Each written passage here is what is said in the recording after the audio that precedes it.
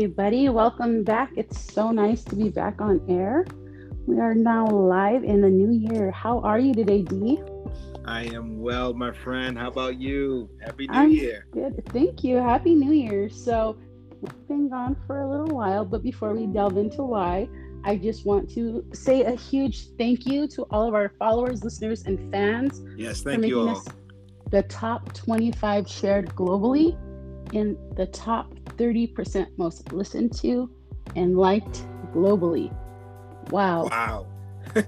Wow. We've only Imagine been that. doing right. We've only been doing this for 6 months. 6 months. You know, when I got our Spotify warp back, I was like, what?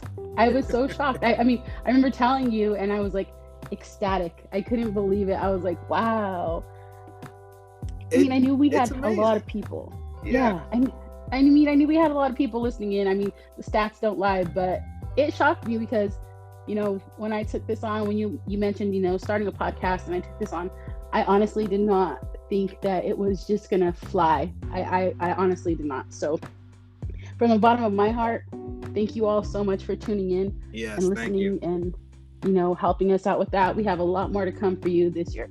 Wow. So we haven't put out a podcast for a while. A lot has been going on. And, some of it I controlled, most of it you controlled. But do you want to tell the people where the hell we've been for the last 2 months? well, let's just say we've been busy. We've been doing things. One of the most important things that we've been looking forward to or trying to do is to just bring you all great content, and sometimes that takes time. Trying to put things together to know what we want to talk about, and making sure that we serve you the best way possible. Right. So that's So you're why getting a genuine podcast. yes, we don't want to just put out nonsense, right? Yeah, I'm not giving you a tabloid. But anywho.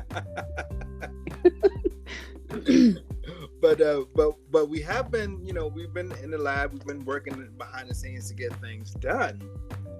But unfortunately, just here in the last couple of weeks, I had a major scare, should I say, because I actually had a heart attack.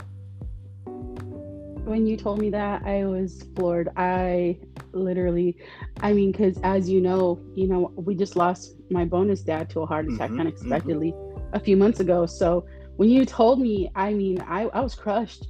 I'm like, oh my God. Yeah. The whole thing. Let me run you through the whole. Take me back. Let's rewind, because I talked to you. Okay, hold up, time out. Wait a minute. So here's the thing. I literally talked to you the day before. Yep. So I was like, when my husband was like, "Hey, did you know Dee was in the hospital?" I was like, "Wait, what? Hold up, time out. Wait, no, like wrong person." Anyway, okay. So let's rewind back to the day before, leading up, because I don't think a lot of people, especially younger people, because you and I are not old, I don't think a lot of people see signs and symptoms. I know in the last podcast you had talked about, you were dizzy and you had to pull off the road and all this and that. Okay, so the day before, what happened? So this happened Friday, December 30th. So we're talking 2 weeks ago. Yeah. Exactly. 2 weeks to the day. 2 weeks ago. And Main Chick and I were just in the living room watching Emily in Paris. It's a great show, by the way. Definitely. we were watching the show. We're actually down to the last episode. And right around 8:30, I just started getting this feeling like I had bad indigestion. It wasn't painful. It wasn't, nothing hurt. It was just uncomfortable. It wasn't anything that's different than any heartburn or indigestion that I've had before, So I got up and I got some mint and came back and sat down on the couch, and I had a hoodie on, so I felt like I was getting a little bit hot. So I took the hoodie off, and at that point, Main Chick's like, yeah, what's going on, bud? And I'm just like, yeah, I don't know. All of a sudden, I just got hot, and I feel like I got indigestion, So she pauses the show, and we're sitting there, and we're talking and everything. I'm like, it's it just feels like really bad indigestion. Let me go ahead, go upstairs and just get some Tums and try to sleep it off or what have you. So that was probably the worst night of almost, not quite, almost kind of sort of sleep, because I just couldn't sleep just because of the discomfort. Right. So it felt like heartburn, like it just straight up heartburn. There was no, how you see on movies and TV when people are having a heart attack and they're grabbing their chest and they're grabbing their arm and it's painful and they fall down and all that stuff. No, it's a silent killer. I had none of it. To me, it was straight up, yo, you had ribs and chicken earlier. You probably shouldn't have had that situation. You know what I mean? Damn barbecue. You might have to eat that again. It was so good too. Oh my God. So you couldn't sleep like the whole night, whatever. All right, cool. So then when did you go to the hospital? When did you find out you had a heart attack? What happened? What was the trigger? So Saturday, sun comes up now, and I'm like, all right, let's just go to urgent care and see what's going on. Maybe they can figure out what the hell is wrong, So we head on down to urgent care, get all registered up, they get me to the back. I explain everything that's going on. They hook me up to the lead to do an EKG. Doctor comes in to talk to me. He's like, hey, yeah, so we took an EKG. We're gonna go ahead and read that, and then we'll see what's going on. Before I knew what the hell, he comes busting back in the door saying, hey, you gotta go to the ER, you're having a heart attack. What? That fast? Just that fast. And at this point, it's still not really registering to me what he said. I heard heart attack, I heard ER, I heard all that, but still to me, I'm still feeling like, fuck, I just drove here. I am not having a heart attack. Like I brought my whole ass here. Like, how am I having a heart attack? Yeah. I mean, so I mean, if you want, I can get down off of this table and just drive to the ER myself. But whatever. So they give me some aspirin to chew on, and that. Now at this point, he's now trying to find a line to put in an IV, and right. It's just not happening. I've always been a person that it's always difficult to find my veins for whatever reason. My vein, my blood is just like, nah, bruh, you can't have. So you couldn't even draw a pick line. Nah. That's how bad you were. Like you were literally dying. Yes. Yes. You were literally dying, right?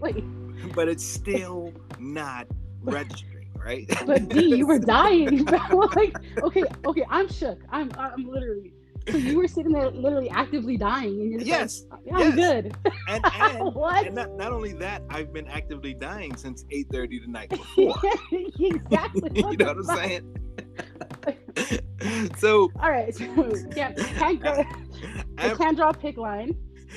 Ambulance comes, and they take me to the ER. Now, luckily, the hospital isn't that far from urgent care, so I got there pretty quickly. They take me back to the room, and so we got main chicks on the line. She's coming, and everything is happening.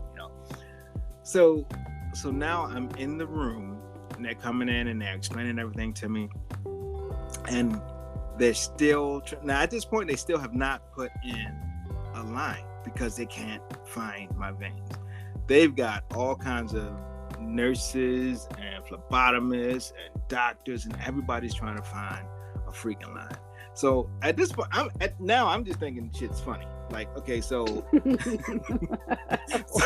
is this how I'm gonna meet my end because you guys can't find an IV line? I mean, what's happening here, right? So they're trying to do everything on my left side. I'm like, listen, when I normally give blood and things like that, everything is done on my right side. But they're like, well, Mr. Howard, we can't go through the right side because that's the side they're going to use to go through your artery to get to your heart attack. So we gotta do the left side. So they come in and they have I think like a sonogram or some kind of machine that supposedly can show where the veins are or whatever. Yeah. So they're still trying. They stick me at one point, and it feels like my whole arm is electrocuted. So that by far was the most pain I've had this whole time. Them trying to find this line that they can't find.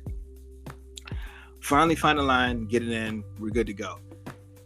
Then the nurse says, okay, we're about to get real intimate. I was like, well, what you mean? It's like, yeah, we're going to take off all your clothes. Hey, cool. So she's like, all right, put your feet up. She goes in, undoes my belt, wiggles me out of everything, right? So now... I'm not laughing at your pain, yo. Seriously, I'm just... Now I got balls. I got twingenberries just hanging, And mind you, it's a room full of, it's like 20 people in here at this point. They're wondering how the hell you're still alive. Yeah, as they're pretty much. You down, basically. I'm like a medical miracle at this point. So like, okay, so now the plan is to go through your wrist for the stent. However, if they can't go through your wrist, they're gonna have to go through your groin. So we got to prepare that up. You're like, fuck that. They pull out a razor, electric razor. Oh, okay. I'm gonna say she's gonna pull out that little pink Vic and start shaving. You're gonna have razor burn real bad.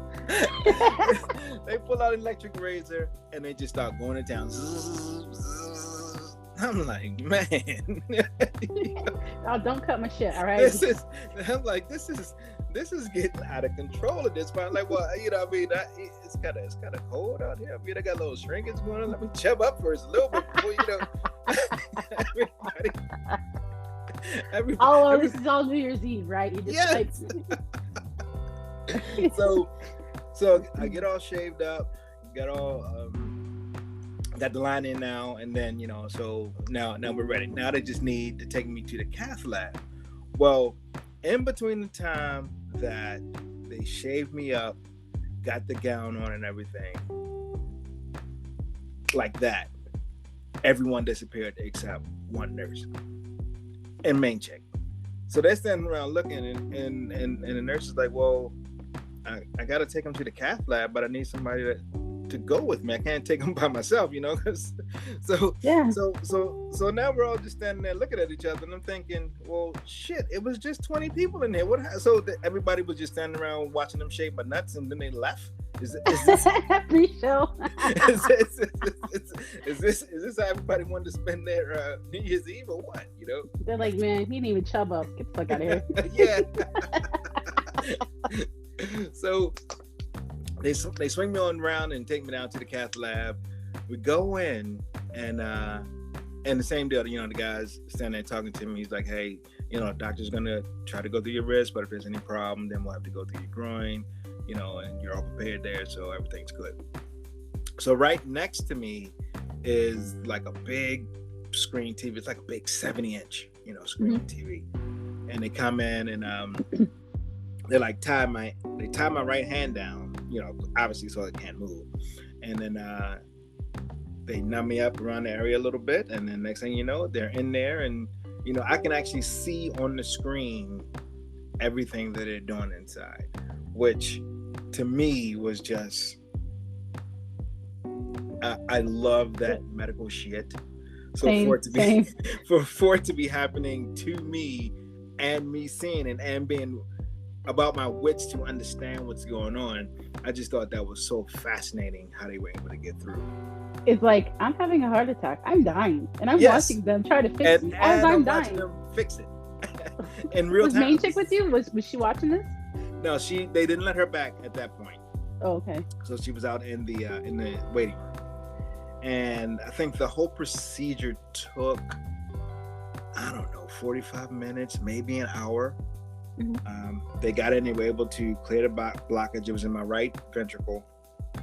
They were able to clear the blockage and get the stent installed. No issues there.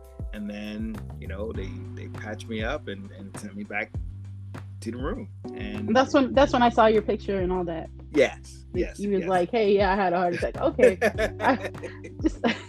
just clearing that up, because I'm like, what? Yeah. So I definitely, so all the pictures and everything that I posted was after it all went down, when I was back in the room and quote unquote good to go. So let me rewind a little bit. Let me go back a couple weeks. Okay, so you and I were talking, whatever. You were Mm-hmm. telling me about, that you were dizzy and all this and that, and you was Yes. going for all this testing. Yes. How did it go undetected? Because see, this is what happened to my bonus dad, right? Mm-hmm. He had went to the doctor a week before because he had just Mm-hmm. turned 60. So he had his, like, his birthday checkup or Yeah. whatever, they call it, whatever. He had his physical, had his he had everything, right? And it went undetected. There was nothing, like nothing. He was cool that whole day of my birthday. He was cool, like he was chilling. We were Mm-hmm. talking. My mom made cheeseburgers for him and whatnot, and they went for ice cream, and then they came home and he was gone. Like boom, Mm-hmm. just quick. So how did your doctor, one, not detect it, and two, how did you not die? I'm no, trust me, I'm glad you're here, but I'm like, what? It's funny looking back on it all now, and so like we talked about before, I think we haven't podcast since I think October, so a couple months. Yeah. And so the last time we Because you've talked been going was, through it. yeah, the last time we talked was, or I'm sorry, last time we casted was at the point where I had just been having the dizziness issues and was going to see a cardiologist, going to see a neurologist to figure out, exactly what was going on. From all of that, I had full workup on my heart. I had full workup on my brain. I'm talking CT scans, MRIs with contrast, everything we looked at came back saying, bro, you good to go. Everything is good to go. So then to fast forward to what happened 2 weeks ago, it's all a mystery. It's just the weirdest and wildest thing, Now, one thing that did happen, so again, this happened on Friday, got a stent placed on Saturday, spent New Year's in the hospital. I was released from the hospital the following Tuesday, okay? Around, I think this was around 1 o'clock, 2 o'clock, or something like that. Came home, we're thinking everything is good. Later on that night, I threw a fever. Back to the ER I go to figure out what's going on. They locked your ass up again. Why do I have a fever now, Right. So we get back to the ER, they do all the tests and everything. Turns out now I have COVID. Now, mind you, I'd only been in the hospital. Of course, you got it from the hospital. Right. So how does this now magically I have COVID? Because you never got vaccinated or nothing like that. Right? Shit happens, man. When you go to the hospital, that's why I don't go. I mean, not to take away from your story, but man, when I got COVID and I had to go to the hospital to go get checked out, because my asthma was bad. Yeah. They're like, we're gonna keep you. I was like, I have a neb at home. I have all my stuff. You just give me a steroid. I'm good. I'll die at home. The nurse looked at me like I was crazy. She's like, well, you're not going to die, but you should probably stay in the hospital, for X, Y, and Z. And I'm like, how about we do this? You give me some IVs, pump me up full of saline, send me on my way. She's like, well, we can't give you Paxlovid. And I'm like, I don't care about Paxlovid. If I'm going to die, I'm going to die with my husband and my family. And like, I'm not dying in this hospital, right? Like, it's already taken a few people that I know. We're not doing that. Anyway, back to you being stuck in the ER another couple days. So same deal. I couldn't get the Paxlovid either because of now all the medications that I'm on. I'm on and all the blah blah blah. So I wasn't able to get that, but I could get the. Let me see if I can pronounce it right. Remdesivir. Yeah. But that only comes in IV form, which means I had to stay in the hospital. So there they go poking you again, right? Trying to find everything. Right. To give you shit. Right. So I'm like, Meanwhile, you done missed New Year's Eve and all the festivities and all the football. Damn.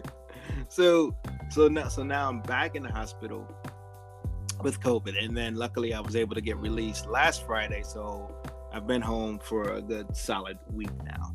I talked to my cardiologist on Monday. We did a telehealth visit. Mm-hmm.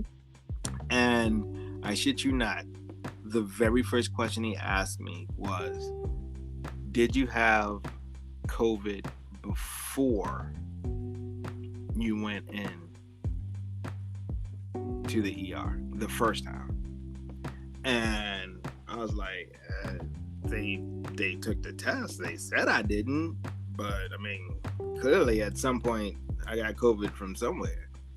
And he said because there have been some links between COVID and heart issues for, people. So a lot more quote unquote younger people are starting to have cardiac issues. No, we are. Trust me, we are. We and are. It's it's unfortunate, but when I think about all of this whole entire experience and everything that's been going on, it's never been a situation where I thought, oh man, why me? Why's it got to be me? I only think that it had to be me. It had to be someone who's going to come out, who's going to talk about it, and who's not going to be afraid of it, and who's going to put it on a podcast and joke about it and talk about how many times my nuts got. What'd you tell me? You're like, damn, you said, what, can I have broken ankle? Or what did you tell me? Yeah. You said, I'm like, you good? You're like, oh, it's happening to my heart. Couldn't God just like break my ankle or something? Yeah.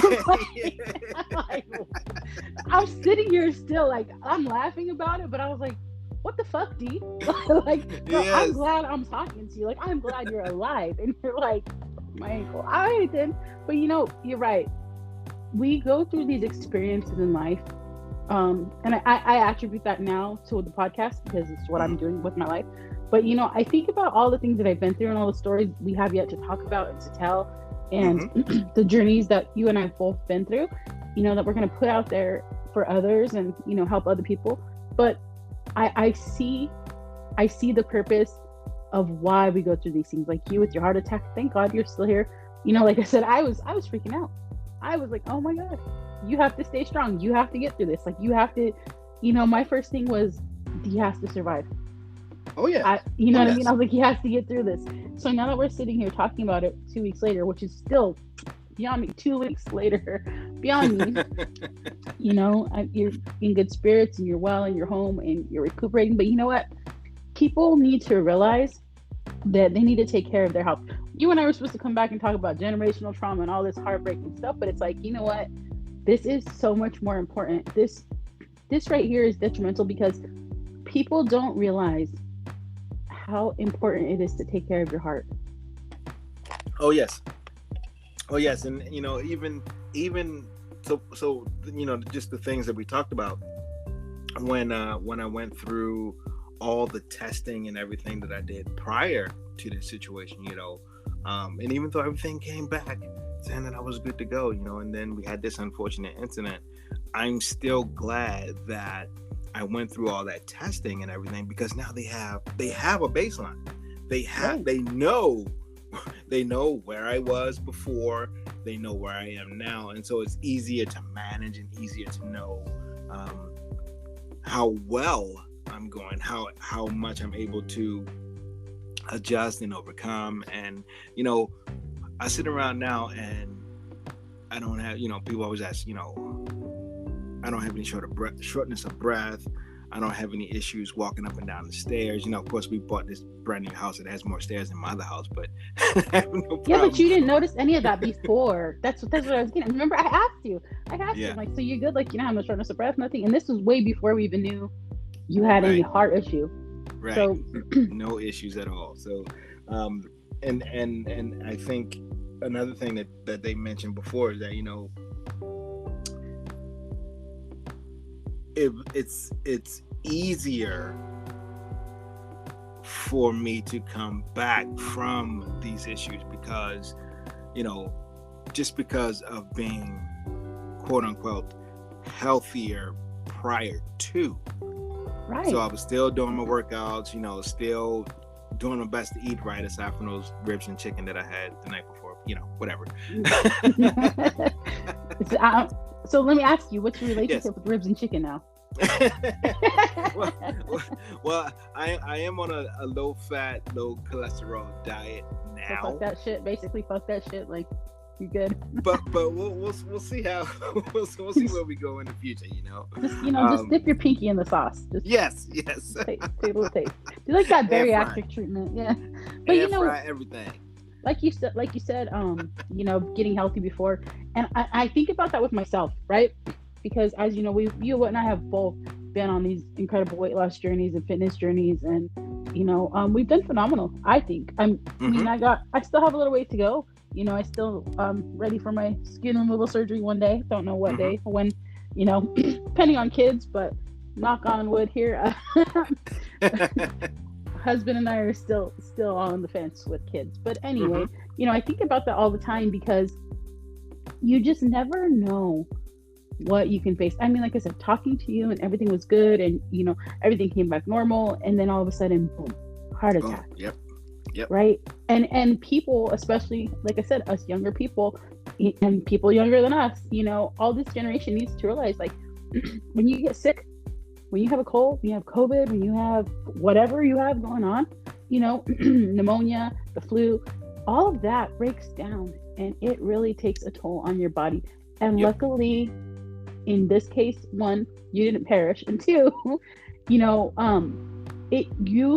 you going through this and surviving and having all the tests before has helped doctors improve medicine by saying, okay, this person had 0 signs. This person had, 0 symptoms of a heart attack.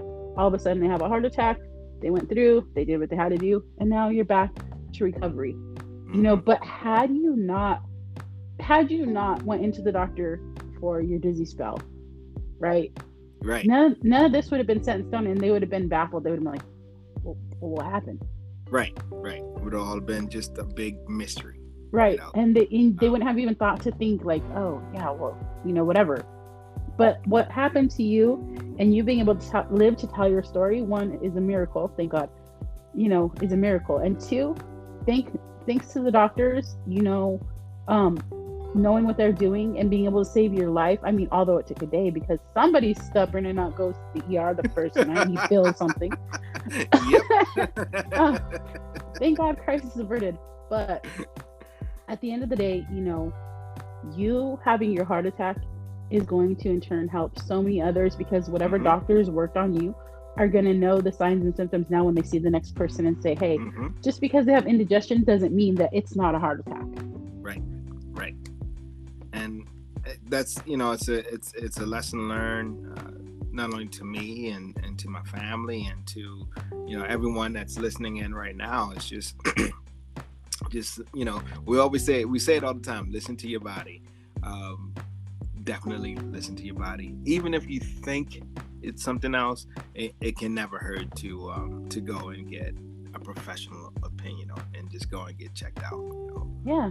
A few months ago, right before we started podcasting, I remember I told you about this, but I got up and I was getting ready to go to work and my husband was like, yo, you're pale. And I was like, I'm tired. And he's like, you're pale. He's like, you look like you saw a ghost. And I was like, yeah, I'm just tired. I don't feel good. So I sat up and I was instantly just dizzy. And I was like, what the hell is going on with me? Why am I dizzy? Well, I felt like I had heartburn. And like my chest hurts. I can't breathe. Every time I take a breath, it hurts. He's like, all right, let's get you to the ER. We were back, just, getting off on our married way, just being married and stuff like that. So, we both had been to the doctor and stuff, but he didn't know. And I didn't know, that I was sick. So, because we're young, we weren't thinking of that thing. Anyway, So he gets me up, we get to the ER and they said, what have we seen you for?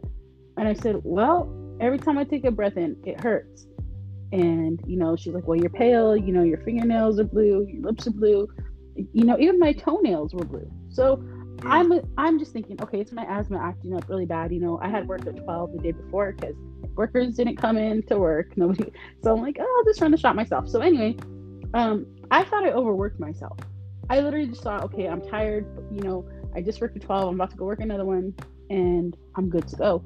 Well, they take me back. They do the EKG and all that stuff. And they're like, no, your heart looks good.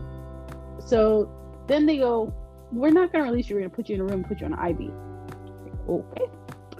So here's my day, right? So I go back to the room. They put me on an IV. I'm sitting there. One doctor comes in and says, we're going to give you a heartburn cocktail because we just think you have heartburn. And I'm like, okay, but I don't. I know I don't. So they give it to me. She comes back 30 minutes later. She's like, do you feel any better? And I'm like, no. Well, at that point, my legs, my ankles are swollen, my arms are swollen. Like, I'm starting to swell. So the nurse comes in, the RN comes in, and she says, did they go over your results with you? And I said, yeah, they just told me, that I was good. They thought I'd have heartburn. They're going to let me sit here on this for a while. My heart was good. And she says, yeah, but she goes, I've noticed you're swelling. She goes, we're about to do shift change. She's like, if we can hang on, here for another hour or so until shift change happens, we'll send another doctor to talk to you. I'm like, all right, whatever. So, because I never go to the doctor. The hospital or whatever, I get my checkups regularly, but I'm not like, I got to run to the ER. So I'm sitting there and my husband's like, I wonder what's going on. I'm like, I have no idea. I'm just swelling of the ankles, feet. Like I said, everything was still the same. So the new doctor comes in and she was younger. I don't even remember her name, but she was younger. She had to probably be my age, if not maybe a year or two older than me. Mm-hmm. And so she comes in and she said, what's going on? I said, well, I came in because, I didn't know if I was having a heart attack or what was going on. It's painful in my chest. It's hard to breathe. And then she's like, yeah, well, you look a lot better from when you came in. The nurse said they gave you a cocktail for heartburn. I said, yeah, but I don't have heartburn and it didn't do anything for me. I said, but all of a sudden my ankles are swollen. And so she looks at me and she says, you know what? We're going to go ahead and we're going to do ultrasound on your legs. And she's like, we're going to check your gallbladder. And she's like, we're going to look at your liver and all this stuff. So they were going to do imaging on me. Cool thing. They have mobile imaging now, which is really awesome. So you didn't have to leave, you didn't have to leave your bed. You're just in the same room the whole time for everything. So they come in, they do all that. They do an ultrasound and they do the MRI and everything like that.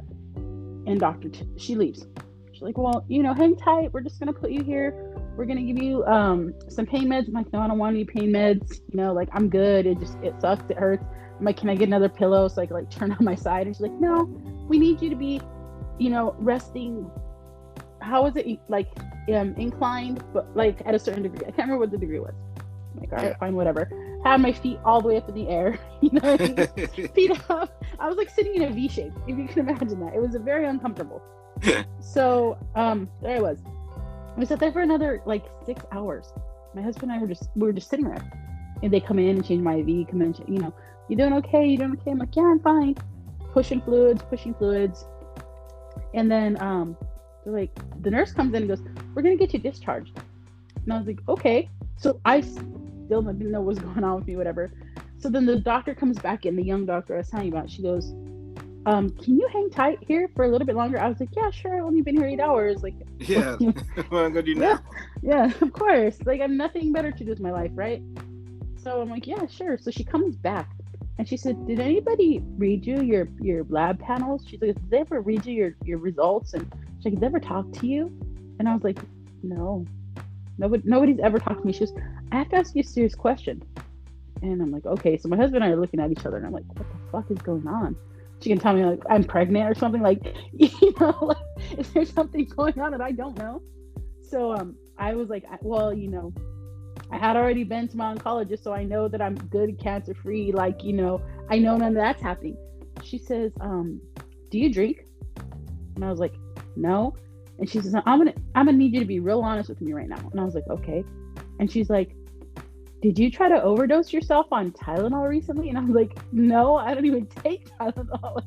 When I tell you I don't take medicine, I don't take medicine. I don't like that shit. She's no. So my husband's looking at me like, are you not telling me something I don't know? I was like, I swear to God, I don't know what she's talking about. I looked at her and I said, do you have the right room? And she said, yeah. She's like, you're Mrs. L, right? And I was like, yeah, that's me. And she's like, yeah. She goes, okay, so we got your labs back. She said, and you don't drink, you don't drug. She's like, your urine looks fine, everything looks good. She's like, you didn't overdose on Tylenol. She goes, you have an enlarged liver. She said, and you're having an attack, and that's causing the pain in your chest and everything else. I said, my liver? Are you kidding me? I was like, I don't drink. I don't do anything. Well, long story short, after all that happened, I had found out that I had hereditary liver disease. Oh obviously wow. somewhere through my dad's side, because I don't, like I said, I don't drink. I've lost well over 100 pounds. Like I'm fit now. I eat Mm-hmm. right. Like, so it was beyond me why we were there anyway. And I was like, my what? And she's like, yeah, your gallbladder's fine. Everything's good. She's like, but your liver's enlarged and you're having an attack. And she's like, it gets inflamed and you're having an attack. And I was like, I just went for I had like my checkup, my yearly Mm-hmm. checkup, and my Mm-hmm. panel labs were fine. And I was like, my liver? So I had no signs, no symptoms, no nothing. You know what I mean? So they're refine your diet, cut out pork and this and that, and don't drink alcohol. And I already don't. But it's so baffling how you could be fine and then all of a sudden, boom. Just like with you, with you know? The human So, body is just so wild. and it was crazy because I'm like, my liver. So I call my mom and I'm like, Mom, so my mom's a nurse. I'm like, Mom, they said that I have liver disease. I was like, so they call it something else. It's called NASH, but I can't remember what it stands for. But anyway, she goes, why or how? Didn't aren't you still working out and getting healthy and eating right? I was like, yeah. I'm like, I just went to the doctor and everything was fine. I said, now all of a sudden it's my liver. So obviously I made an appointment with my doctor.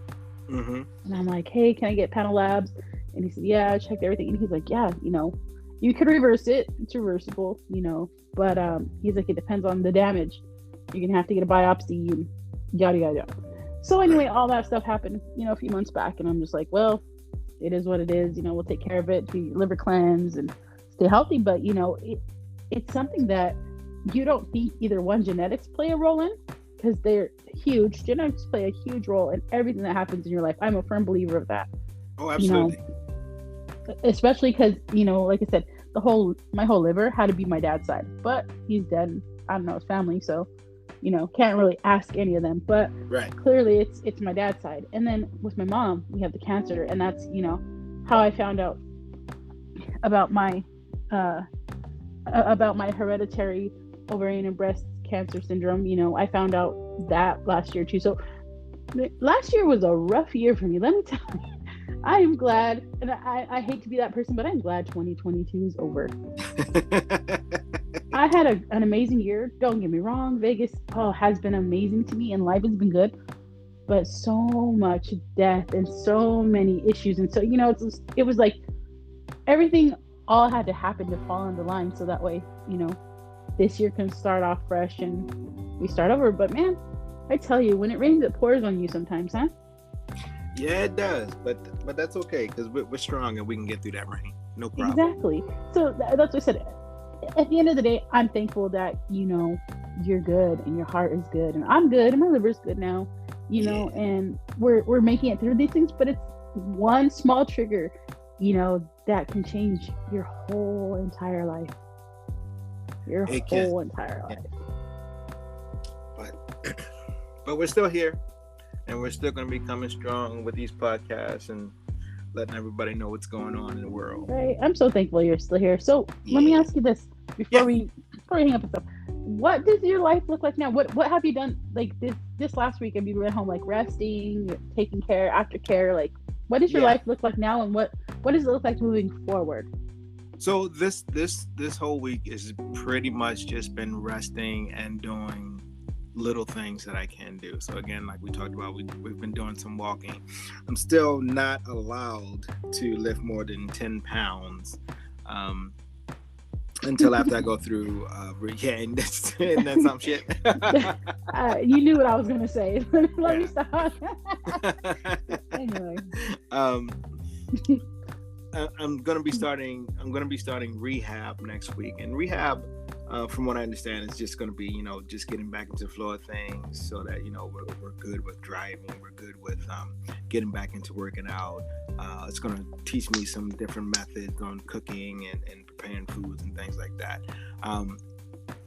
And that's gonna be good for me going through this transition of just being a little bit more diligent and a little bit better about what I have to eat, and also with the working out and things like that as well, because now we can't use the pre-workout and stuff like that. So there's going to be some changes. Stimulants.